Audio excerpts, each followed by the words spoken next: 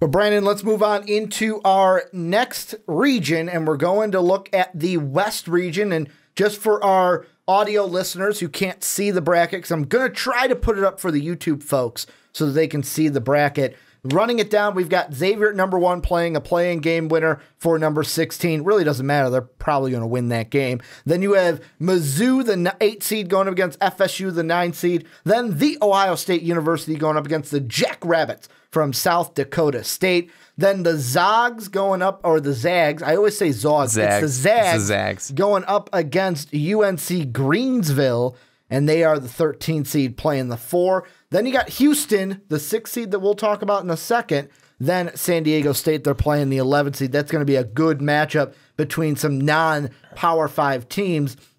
Then Michigan at 3 going up against the 14 Montana. Texas A&M the 7 playing Providence the 10. And then Linscomb, welcome to the tourney, your first ever appearance at the 15. Just have the Tar Heels from North Carolina. So the first team I want to talk about in this one has to be the Providence Friars.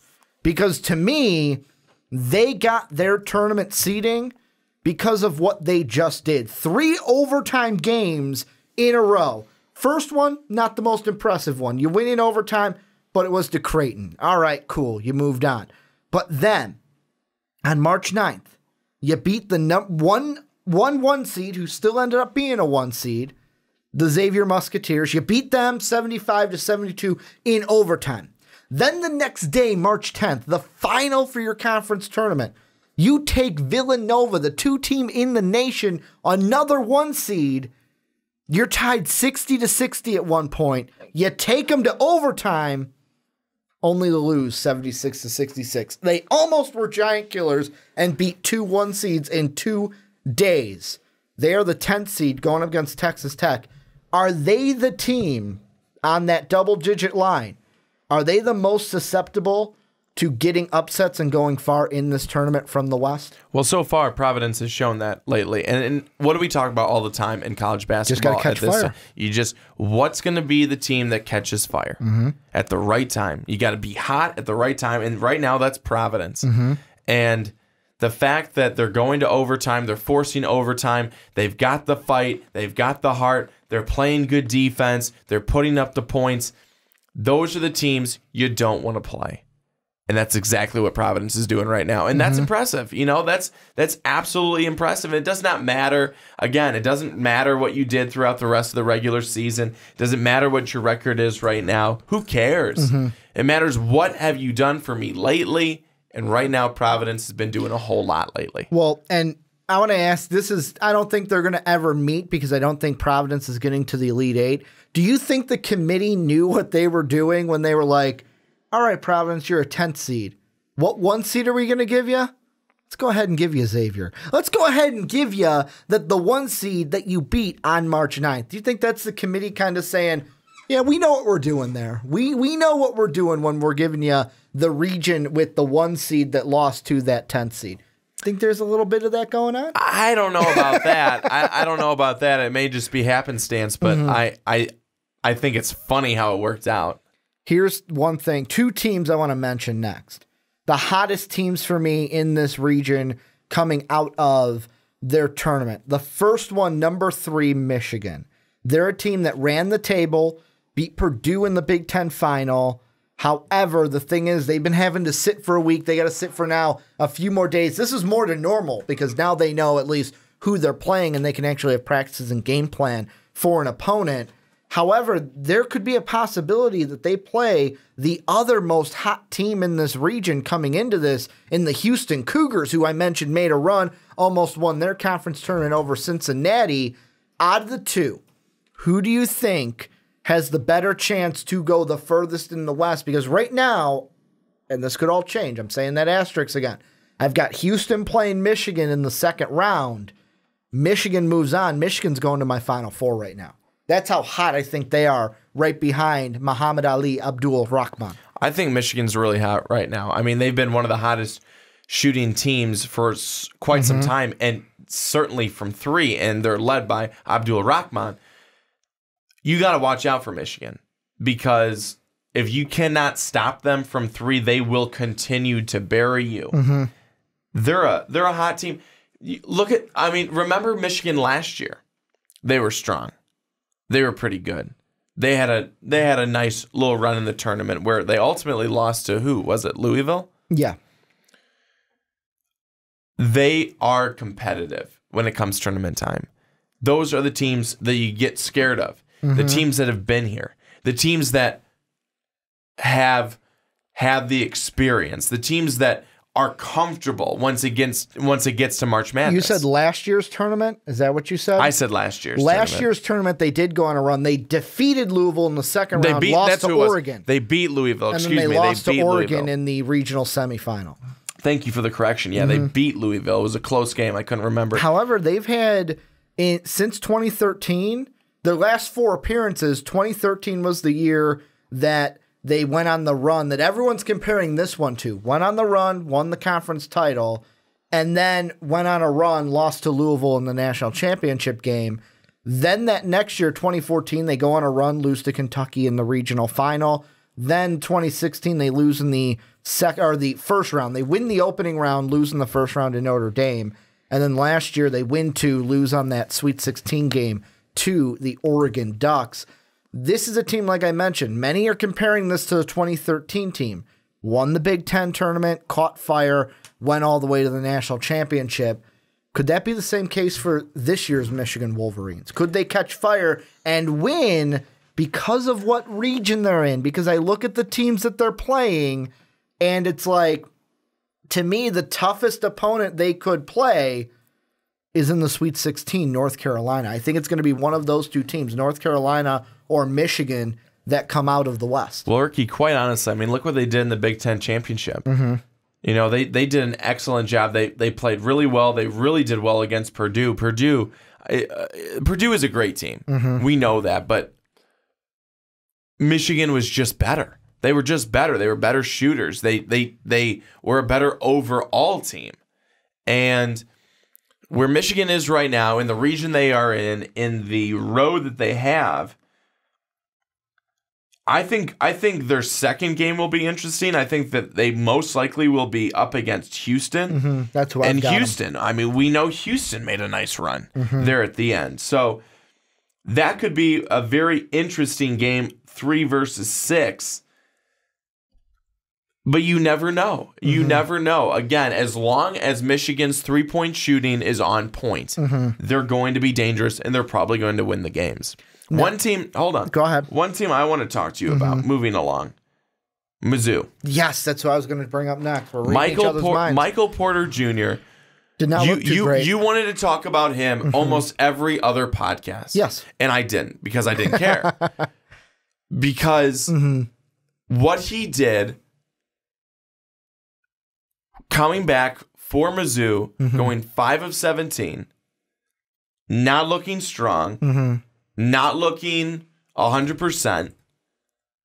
What does he do for this team, positively or negatively? Well, and the thing is, and I was actually, Dave and I were talking about this because the fast break, we looked at best fits in the NBA for him.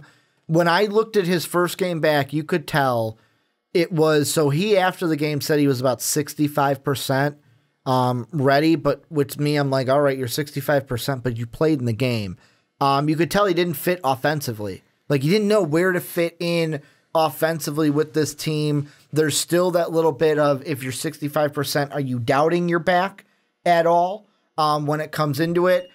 I'm interested to see how they play, because to me, out of the 8-9s, Florida State to me is giving Mizzou a little bit of, like, Mizzou's getting a little bit of a gift for me, because not only are they getting to me the weakest, maybe the weakest 9, with maybe Florida State, NC State take that cupcake, because at least they're not playing like, could you imagine Mizzou, Alabama, or Mizzou, Kansas State in that first round? Not good for Michael Porter Jr. Well, but then the 1 seed, you don't have to play Virginia, you don't have to play Villanova, you don't have to play Kansas. You get to play Xavier, who, yeah, they might have a chip on their shoulder from losing to Providence, but to me, Xavier's the weakest 1 seed. So to me, he just got to do enough, whether it's off the bench or not. He doesn't need to be the star, although we would like him to be. I think there's a good chance Mizzou gets some stuff going their way. and they go and play the Zags in the Sweet 16. No, they lose first game. You think so? Why? Yeah, I do, because I don't think Michael Porter Jr. is going to help them. Mm-hmm. I think he's going to hurt them. I think he's going to hurt them like he did in the last game. 5 of 17 from the floor. I understand that's his first game back, but for him to then say, I'm 65%, one of the things I said when we talked about him coming back, you want him to be 100 or close to 100%. Yeah. He's clearly not. That's going to hurt you. That's going to hurt you in the long run, and there's not going to be a long run for Mizzou because they're going to lose in the first game to Florida State. I don't care that they're not the strongest 9 seed. Missouri does not have enough.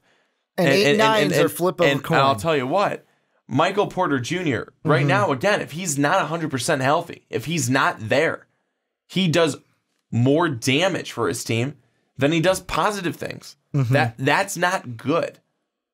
To go out there and shoot 5 of 17 in a tournament game, most likely you're not helping your team. And that's why, to me, what's going to be interesting is now that, so the other flip side to that, because they lost that first conference tournament game, he didn't need to play all the way through. Could this maybe be a blessing for him to where, hey, you know what, if I'm at 65, what would my back feel like when I'm playing today, tomorrow, the next day, when it's back to back to back? Whereas he's had about, he'll have a week off basically until they play their next game, whether it's Thursday or Friday. So maybe that week off is going to help him. Maybe it helps the back kind of feel a little bit better to where instead of feeling like 65, he feels like 80, feels like 75 maybe. I'm not going to say he feels like 100 going into it, but the thing with Michael Porter Jr. is he's got to learn whether he's coming off the bench or not. How is he going to fit into this team? And that was the big reason why they didn't do well, and he didn't do well in that first game back, because you could tell he didn't know where to fit in. I'm expecting the coaching to help him and say, hey, you know what, this is how you're going to fit in coming off of the back injury. Don't feel like you have to do too much and carry us in that first game. Mizzou's a weird one for me because, like I said, I could see them going to the Sweet 16 at the best. However, I could see exactly what you said. I could see them losing that first game to Florida State and having a Xavier Seminole next round game. The one upset that I have right now that I want to ask you about what you think, the 5-12. I have another 12 beating a 5 as of right now. I've got the Jackrabbits from South Dakota State beating Ohio State because Ohio State, to me, yeah, they're a good team, but from what I've seen this year in the games, the bad games that I've seen from them that they lost, are they susceptible? And that's the thing during this time. Who is susceptible to an upset? What do you think of my 12-5 right now upset of the Jackrabbits over the Buckeyes? Well, my question would first be, what does South Dakota State bring to you that you believe will allow them to beat Ohio State? And my next thing, I'll let you answer that, but my next thing would be the fact that Penn State was able to beat Ohio State 3 times. If I'm South Dakota State, I take that blueprint and go, what did Penn State do? That we can do. Every time it worked. No, and for me, the big thing I look at, and for everything, there's so many, you could do pencils, you could do darts at this time of the year. One of the big things that jumps out to me is offensively, the Buckeyes are only averaging 75.8 points per game. The Jackrabbits, I know it's not the Big Ten. I know it's not the Pac-12, the Big 12, the ACC. They're averaging 84.9 points per game. So to me, as long as the Jackrabbits can bring their offense and play all right defense, I'm looking at that going, okay, you could have a shot just to outscore your opponent in that game. And the Buckeyes, like I said, maybe it's the 3 losses to Penn State, a team that is not in the field. They did not make the tournament, even though I know I was texting you before the weekend when they lost. You're like, they did enough to get in. I thought they did. They did enough to get in. They did. Like they needed one more win. They needed that win over Purdue and then a loss to Michigan in order to lock it. I feel like the committee would have put them in at that point. But I just look at this. Maybe it's just me. I love the 5-12s because let me look at the region we talked about with Matt. Because like I said, we're going, all right, I didn't pick that 5-12 because West Virginia's a pretty good team. But yeah, like this side of the bracket, the South that we just talked about, and then this one, Davidson and South Dakota State are those 12 seeds to watch because those are the ones that could upset a Ohio State team. I'll ask you this before we move on. Is there any Gonzaga we didn't hit? We didn't really hit San Diego State. Are there any teams that we didn't hit? A Texas A&M, a UNC? You know what? Let's talk UNC really quick because you like UNC. They're one of your favorite teams in college basketball. They're a team that I picked to win the ACC. They did not. They did not win the conference tournament, although they came damn close. Dave, while we were out to dinner on Friday, said they should have lost to Duke, and he's probably right. They should have. They did not want to make a shot for like 5 minutes in that second half, but they somehow pulled out the victory, which I was happy with because I said they're going to win that conference tournament. And Duke sucks. But what do you think, and I'm sorry, Duke fans, I just don't like Duke. What do you think about the Tar Heels coming in? Because to me, yeah, you get Lipscomb, which is interesting because, yeah, I said I made the joke like, oh, welcome to the tournament. Here you get North Carolina, but really it's a team that really has nothing to lose. This is our first time here. We're just here to have fun kind of a thing. Then you could possibly get Providence, a hot team we talked about. Then you could possibly get Houston or Michigan in that Sweet 16 game. Then you could possibly get Xavier, the Zags, or Ohio State in that Elite Eight game. What do you think of the road for North Carolina to reach maybe a Virginia Tar Heel Final Four game? I don't think it's happening. I think North Carolina this year, and I mean, look at what they've done throughout the season. Look where they've been. You know, are they playing some of their better basketball this season? Yeah, they are. But let's also look and see where they were middle to late middle of the season. They were not playing well. This team is not a team, I don't think, not this North Carolina team. And I love North Carolina. I do. I don't, but I'm trying to be a realist here. I'm not trying to be a biased analytical person. North Carolina, to me, where their cap is the Sweet 16. Because they're not last year's North Carolina team. They're nowhere close to it. They're nowhere close to it. They're nowhere close to the firepower. They're nowhere close to the energy. Yes, you have Joel Berry. Yes. Did you beat Duke in the ACC tournament? You did. But I don't think North Carolina, where they're built, how they're built, and where they are right now, I just don't see them being that team that makes that strong run. I really do see them capped out at the Sweet 16 this season. Well, and I'm on the same beat because right now I've got Michigan. Like, to me, in this region, I'm not trying to disrespect Xavier, but to be honest, for me, they're the weakest 1 seed in my mind. It used to be Kansas, but we'll talk about Kansas at the end of the podcast. My thoughts about them, but I feel like there's only one of 2 teams that's going to come out of this region, and they play each other in the Sweet 16 potentially. It's either going to be Michigan or it's going to be North Carolina. One of those 2 teams is coming out of this region and will most likely play Virginia in the Final Four. In that game, if I had to do, because I've got Michigan, UNC in my Sweet 16 as of right now, I would pick Michigan to win that game. Although I could see them, if they do go to the Final Four, they're not going to go to the national championship because, as Virginia just showed, they can beat North Carolina. North Carolina is a team that they lose their last 2 regular season games to Miami and then Duke, and then they catch fire. They beat a Syracuse team big. They beat the Miami team that just beat them big. They go ahead and survive that game against Duke. That's all you have to do. There's a whole documentary on Survive in Advance when it comes to March Madness. And then they went ahead and lost against Virginia, who's just a really good team and the number 1 overall seed in the tournament. It's going to come down to me between Michigan and North Carolina. Got Michigan winning. Michigan's my highest likely odds to get out of this region and into the Final Four. Before we invite Matt on, any final thoughts you've got about the West region? I just want to say, too, is that let's not sleep on Gonzaga either, because I've got them in the Elite Eight right now. Because the Zags, the way that they've played this season, they're a strong team. They're going to be a team, I think, that's Sweet 16 Elite Eight bound. However, I mean, you say don't sleep on the Zags. I say don't sleep on their first-round matchup as well, because we've seen that UNCG team really give some teams some fight for their money in that first round. I haven't won, I believe, but could give the Bulldogs a run for their money, although, like I said, I've got the Zags playing Michigan in the Elite Eight right now. But this is where you guys come in. Let us know what you guys think down below. The matchups, teams we talked about, teams we didn't talk. What are you thinking about for the West? And then who do you got coming out of the West? Let us know what you guys think down below in the comment section.